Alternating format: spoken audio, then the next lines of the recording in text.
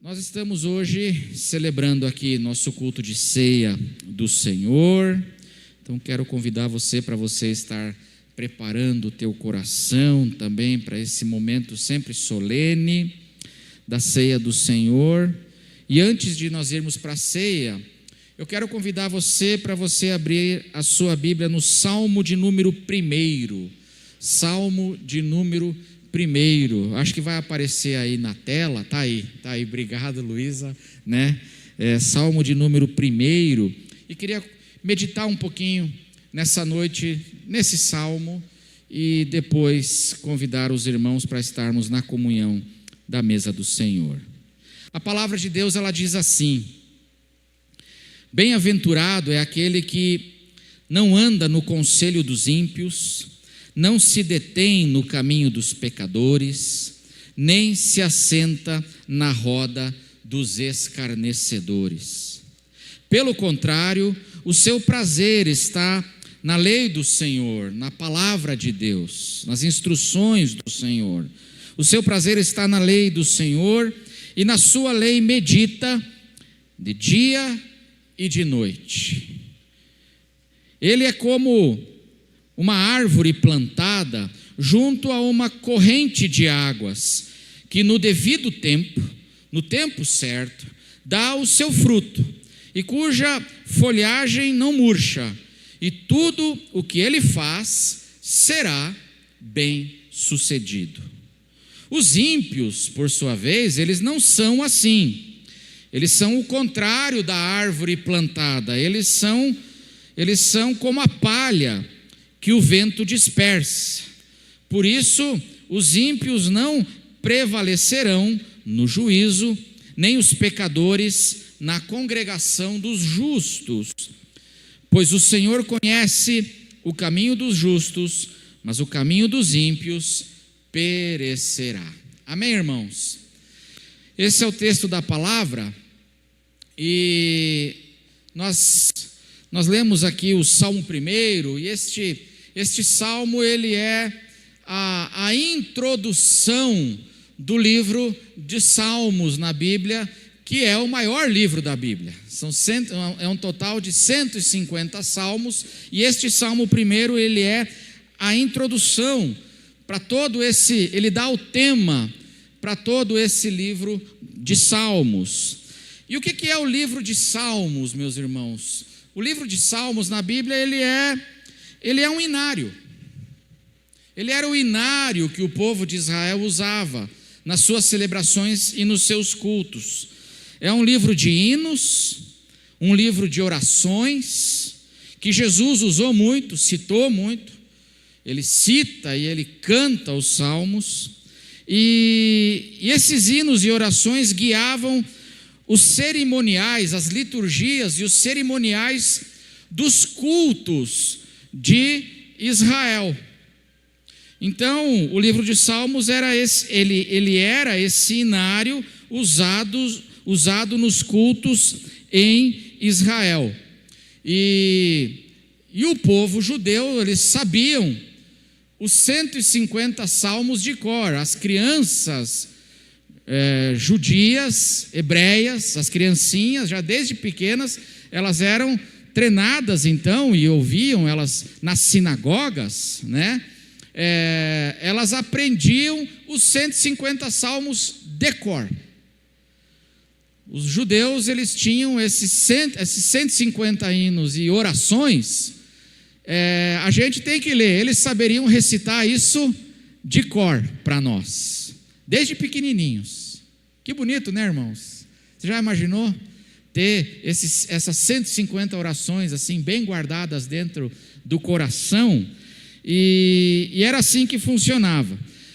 Mas aí, esse salmo de número 1, ele fala uma coisa extraordinária. Ele é a introdução do inário, que era usado nos cultos.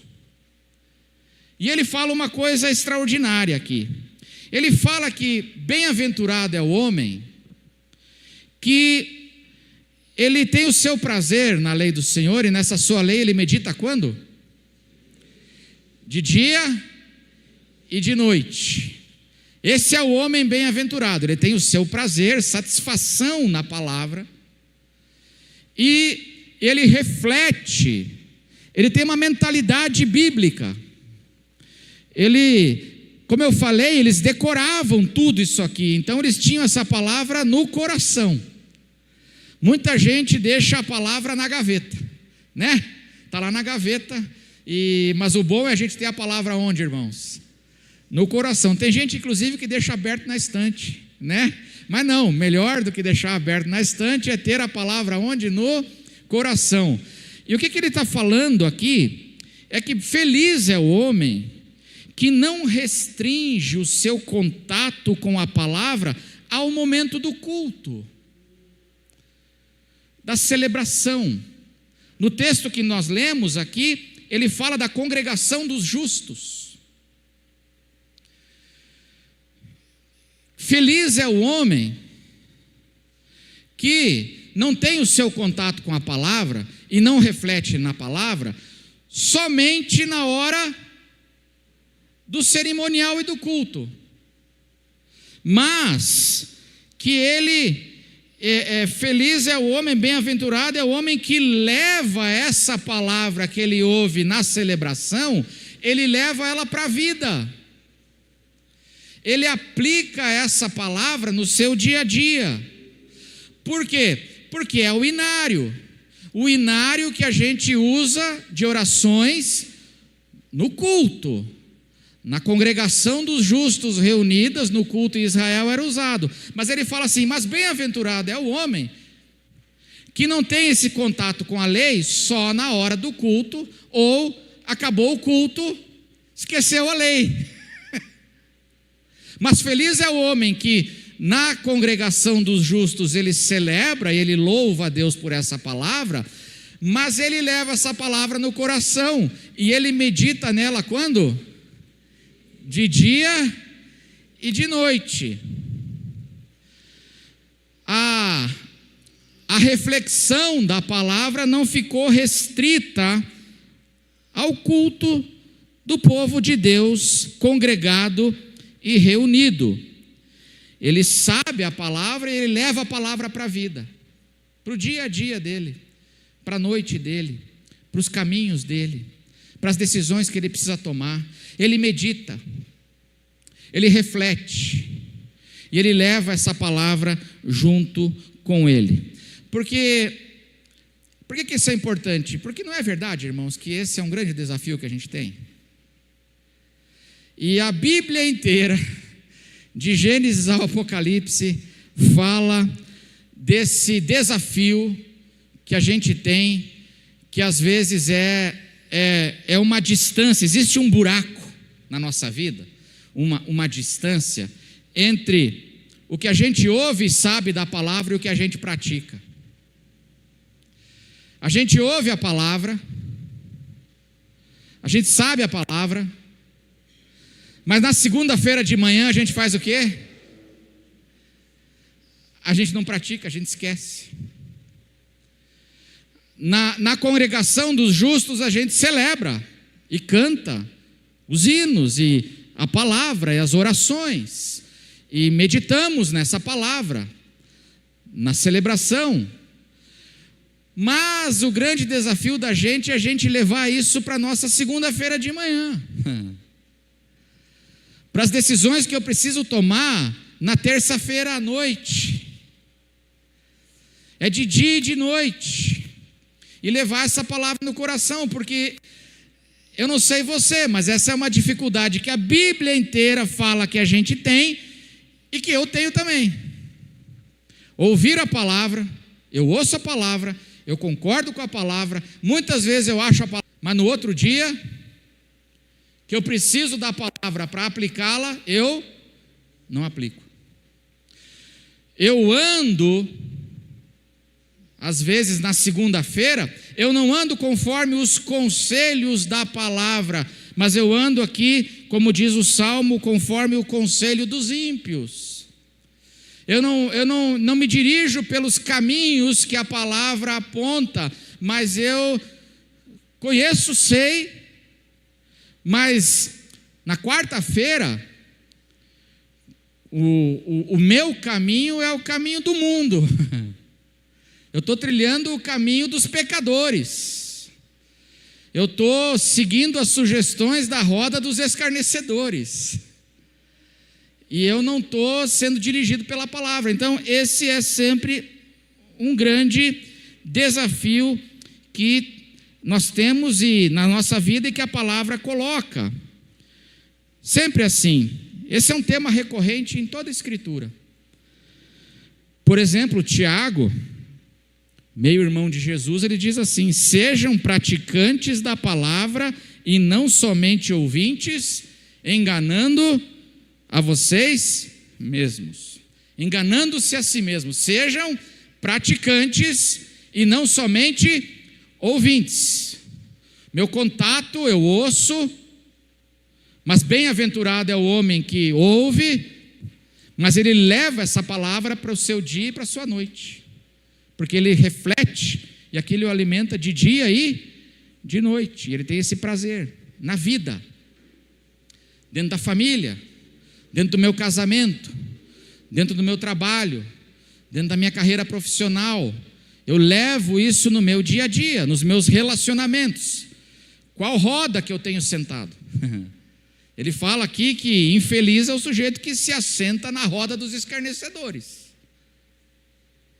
Eu tenho que saber, a palavra tem que me dirigir em qual roda que eu tenho tido intimidade, em qual roda de pessoas eu tenho tido intimidade, contato e relacionamento na minha vida. Eu tenho que tomar cuidado. É ou não é verdade, irmãos, que pessoas influenciam pessoas? É ou não é verdade? E eu tenho que tomar muito cuidado com quem eu estou ouvindo.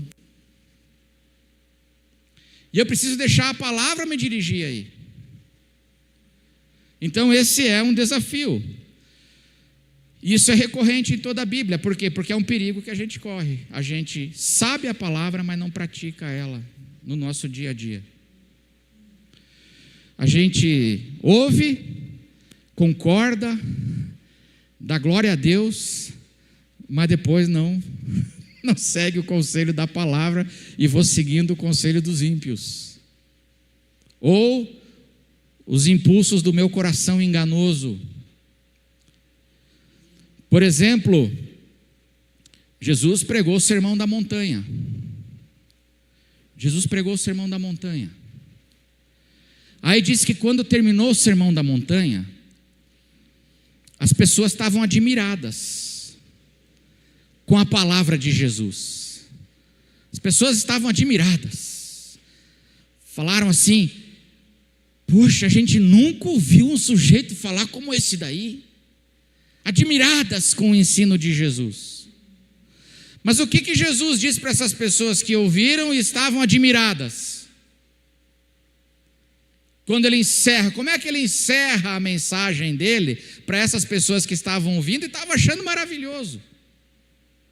Ele encerra dizendo assim: aquele que ouve estas minhas palavras, vocês lembram? Mateus capítulo 7. Aquele que ouve estas minhas palavras e o que? E as pratica,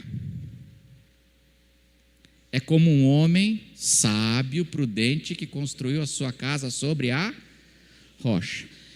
Veio os tempos ruins, vieram as tempestades e a casa ficou firme, porque estava construída sobre a rocha. Construir sobre a rocha é ouvir e praticar a palavra. Aí ele fala assim para aquelas pessoas: mas aquele que ouve estas minhas palavras e não pratica, ouve e está admirado e acha lindo, fala: que palavra, fulano devia estar aqui para ouvir. Cadê o Joaquim que não está aqui para ouvir? Devia estar ouvindo essa palavra. Que palavra! Ouve, está admirado, mas não pratica. É como um homem que construiu a sua casa sobre o quê? Sobre a areia. E veio os tempos difíceis, os tempos ruins vieram, e o que aconteceu com aquela casa? Ela desabou. Por que Jesus encerra a mensagem dele falando sobre isso? Ele acabou de pregar a palavra de Deus. Porque nós corremos esse risco, irmãos, o tempo inteiro. Nós corremos esse risco de ouvirmos, nos admirarmos, mas a gente sabe, mas não consegue aplicar essa palavra na segunda-feira. A gente não anda na vida conforme os conselhos dessa palavra, de dia e de noite. Eu ouvi, eu sei, eu acho lindo, mas não estou praticando. E o que o Salmo primeiro, a mensagem que o Salmo primeiro está dizendo assim, olha, vocês vão decorar o livro inteiro, naquela época, vocês vão decorar esse livro inteiro, mas a introdução dele diz assim, olha, feliz é o homem, que ele não restringe o contato dele e a admiração dele com a palavra para o momento do culto e do cerimonial, mas ele tem prazer nessa lei, e essa lei leva a estar na reflexão dele de dia e de noite, nos caminhos dele, na vida dele. Quando ele sai daqui, ele está procurando viver e praticar essa palavra. Esse é o homem bem-aventurado. E aqui o salmista nos fala essas coisas que são para nossa reflexão. Praticar, irmãos. E como nós precisamos. Eu não sei você, é difícil, né? Não é difícil? Você também esquece tudo que você aprendeu em momentos difíceis e de decisão e de estresse na sua vida? Quando você está debaixo de muita pressão e estresse, como é que você reage? Como é que você é conduzido?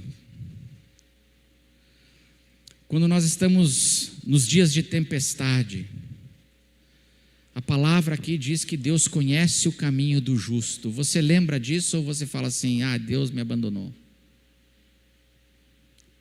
Vou fazer do meu jeito. Vou seguir os meus conselhos ou os conselhos do mundo. Porque se eu seguir os conselhos de Jesus, eu nunca vou ser próspero. Se eu seguir os conselhos de Jesus, eu nunca vou me dar bem, eu não vou. Esse papo de Jesus não dá para aplicar, né, no dia a dia. Por exemplo, se alguém te ferir numa face, você faz o quê? O que faz? Não é dar na outra. Tem gente que fala assim, dá na outra. Não, irmão, é dar a outra. Se alguém te ferir de um lado, dá a outra face.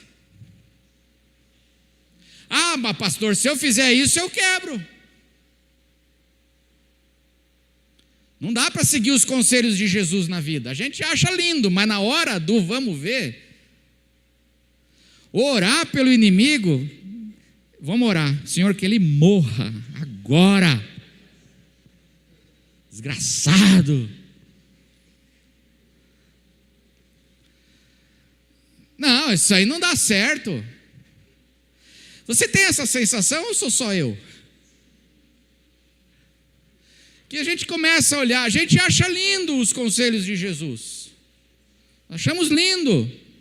Ficamos admirados como as multidões ficaram admiradas. Reparte com quem precisa. Seja generoso com aquele que te pede. É lindo. Mas se eu fizer, eu não vou conseguir juntar tanto quanto eu queria juntar para mim. E aí vai ficar complicado para mim. E aí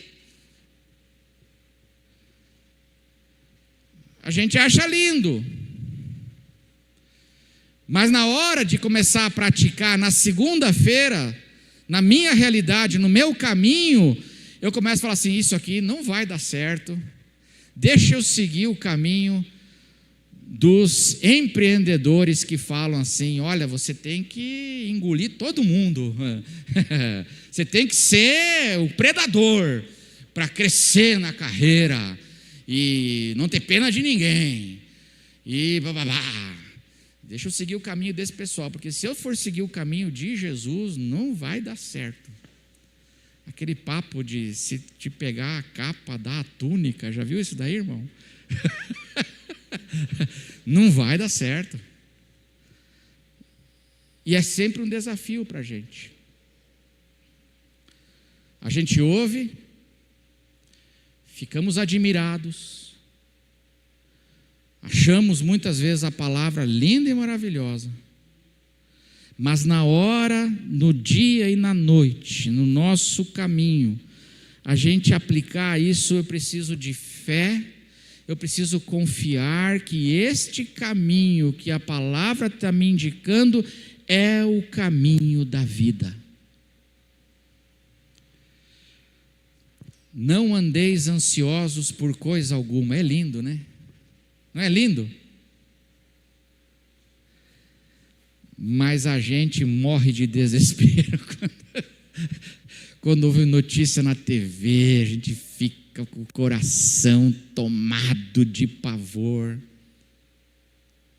E aí a gente vai vivendo, andando ansioso, tomando decisão ansioso, decisões sábias quando eu estou ansioso. Eu tomo decisões sábias quando eu estou ansioso ou não? Provavelmente não. E aí nós vamos nos enrolando. E a palavra de Deus nos ensina aqui, e esse é o tema do Salmo 1. Olha, esses hinos e orações vão ser cantados no culto, mas feliz é o homem que essas palavras, essas orações, essas afirmações de fé da palavra de Deus não vão ficar restritas ao culto, mas a gente vai procurar levar isso para a vida. A gente quer construir a casa sobre a rocha, a gente quer ouvir e quer praticar, porque esse é sempre um grande desafio nas nossas vidas. Para encerrar, um exemplo do próprio Evangelho, eu queria convidar você para você abrir a sua Bíblia em Marcos capítulo 4, e aí nós vamos encerrar e vamos para a ceia do Senhor. Marcos capítulo 4. Eu acho esse capítulo aqui extraordinário. Marcos 4, 1. Vamos ler juntos Marcos 4, 1. Jesus e uma numerosa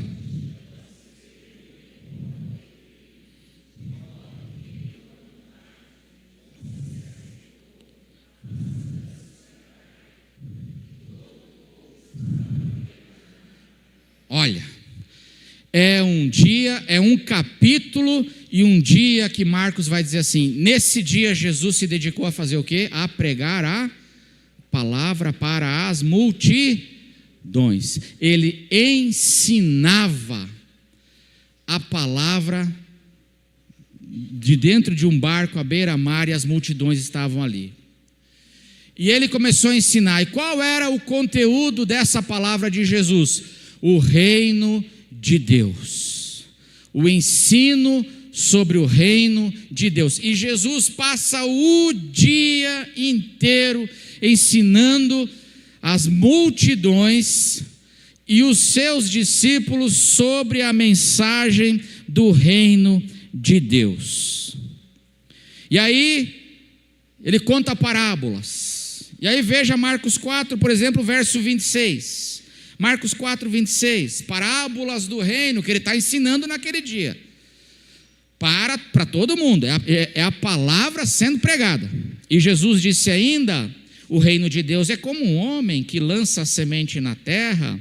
Ele dorme e acorda de noite e de dia, e a semente germina e cresce sem que ele saiba como.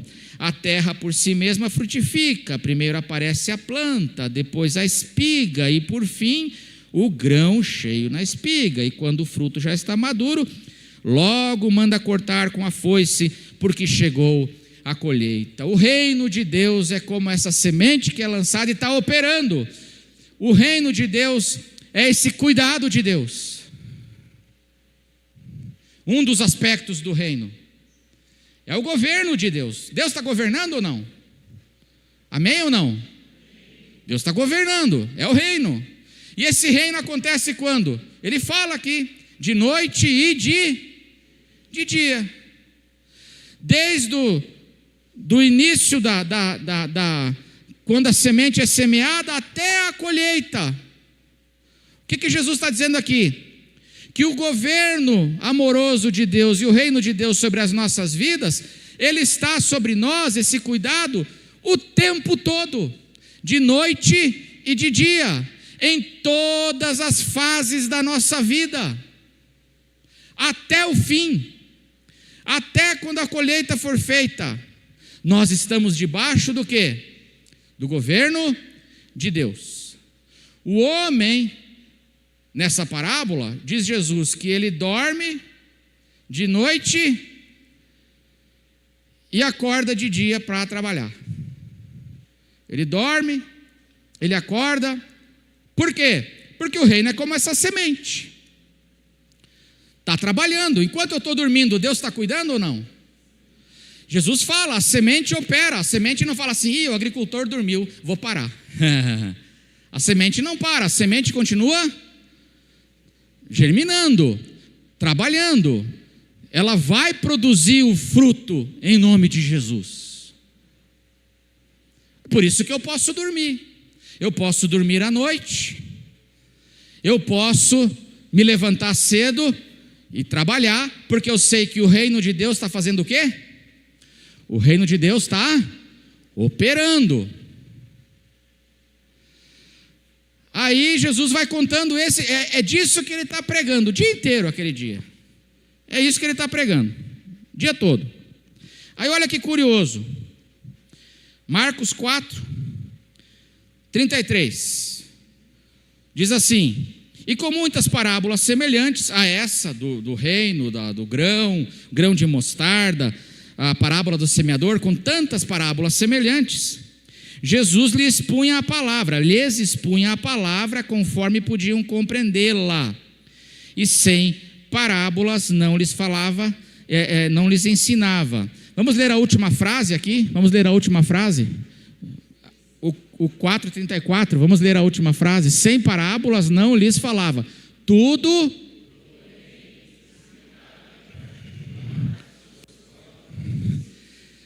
Os discípulos de Jesus ouviam tudo o quê? Em particular, de um modo especial, Jesus fazia desenho para eles na cartolina. Para vocês eu vou desenhar, para vocês entenderem. E eles ouviam, os discípulos ouviam tudo dobrado. Acabou o culto. Acabou o dia de ensino, acabou aquele dia de EBD especial, Nelson. Foi um dia de EBD especial. Passaram o dia inteiro estudando e ouvindo a palavra de Deus. Acabou, chegou 6 horas da tarde. Olha o que aconteceu. Marcos 4, 35. Naquele dia, sendo já tarde, Jesus disse aos discípulos: vamos passar para a outra margem. E eles, despedindo a multidão, o levaram assim como estava, no barco, e outros barcos o seguiam. Isso foi no mesmo dia daquele estudo bíblico especial de Jesus, o dia inteiro. Você já pensou? Foi no mesmo dia. Verso 37. Ora, levantou-se grande temporal de vento, e as ondas se arremessavam contra o barco, de modo que o mesmo já estava enchendo de água. E Jesus estava na popa, dormindo sobre o travesseiro. E os discípulos fizeram o que, irmãos? Vamos ler juntos. Os discípulos o acordaram.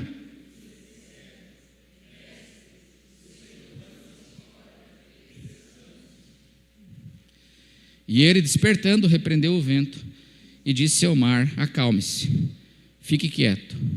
O vento se aquietou e tudo ficou bem calmo.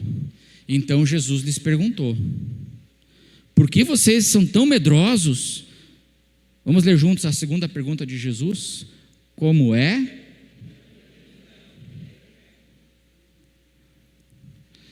os discípulos de Jesus passaram o dia inteiro fazendo estudo bíblico com Jesus, ouvindo a palavra do reino, a palavra que diz que o cuidado de Deus está sobre nós o tempo todo, de dia e de noite.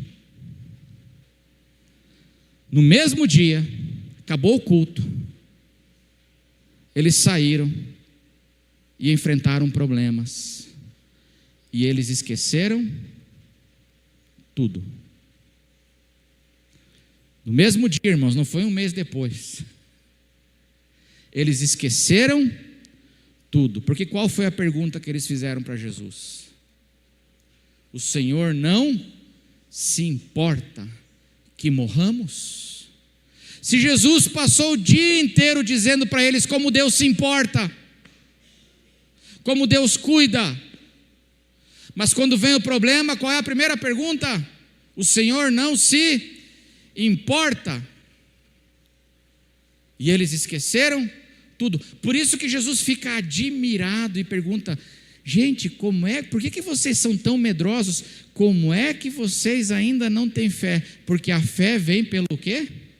Pelo ouvir, e ouvir o quê, irmãos? A palavra de Deus. O que eles passaram o dia fazendo? Eles não passaram o dia inteiro ouvindo?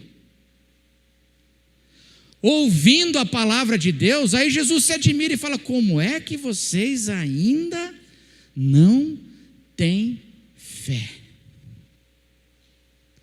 Vocês passaram o dia inteiro ouvindo, mas esqueceram rápido.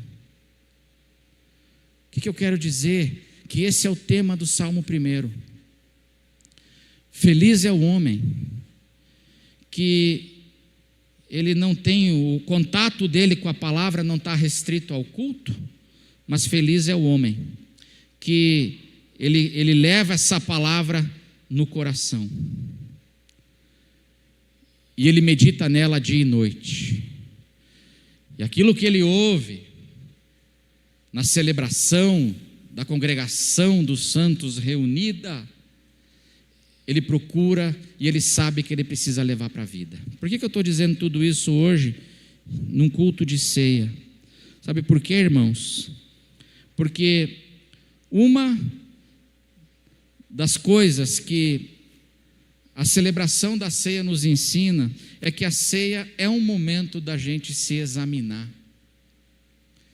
Por isso que é tão importante a gente fazer a ceia, participar da ceia com regularidade, porque a ceia é um momento de se examinar. Quando o apóstolo Paulo ensina a igreja de Corinto sobre como celebrar a ceia de um modo ordeiro, não aquela bagunça que estava em Corinto, mas de um modo ordeiro, ele fala que cada um examine a si mesmo e assim coma do pão e beba do cálice.